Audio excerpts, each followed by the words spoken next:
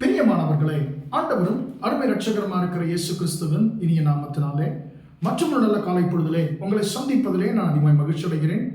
இந்த நாள் முழுவதுமாக நீங்கள் செய்கிற எல்லா காரியத்திலேயும் கர்த்தருடைய கரம் உங்களோடு கூட இருந்து உங்களை ஆசீர்வதிப்பதாக.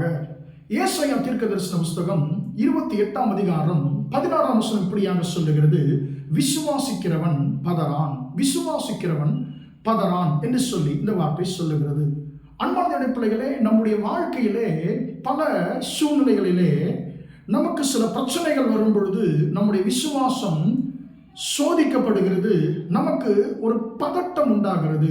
ஆனால் பரிசுத்த வேதாகம் என்ன சொல்லுகிறதுன்னு சொன்னால், உண்மையான விசுவாசம் கர்த்தர் மீது உண்மையான விசுவாசம் யாருக்கு இருக்கிறதோ அவர்கள் பதற மாட்டார்கள் என்று சொல்லி கர்த்தரை வார்த்தை சொல்லுகிறது. அன்பான பிள்ளைகளே, இதற்கு நல்ல ஒரு உதாரணத்தை சொல்ல வேண்டும் என்று சொன்னால் எலிசா தீர்க்கதரிசியை குறித்து நாம் சொல்ல முடியும்.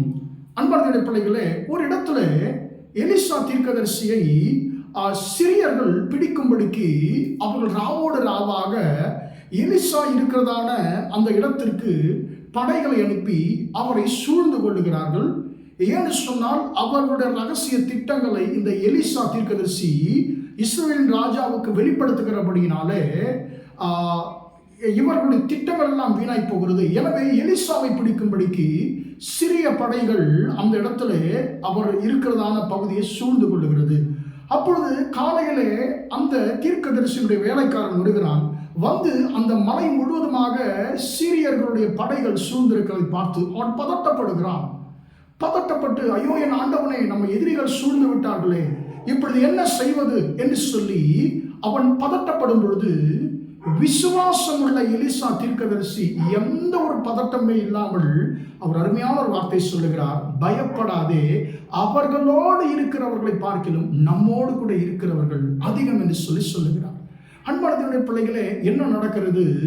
அவர் ஒரு இவனுக்கு ஒண்ணுமே புரியல அந்த வேலைக்காரனுக்கு. அப்பொழுது இந்த எலிசா விண்ணப்பம் பண்ணுகிறான் கர்த்தரிடத்தில், ஆண்டவரே, இவன் பார்க்கும்படிக்கு இவன் கண்களை திறந்தருளுங்க ஆண்டவரே என்று சொல்லி ஜெபிக்கும் பொழுது கர்த்தர் அவருடைய கண்களை, அந்த வேலைக்காரனுடைய கண்களை திறந்த பொழுது, அன்பான பிள்ளைகளே, இவர்களுக்கு பாதுகாப்பாக கர்த்தர் தம்முடைய சேனையை அனுப்புகிறார்.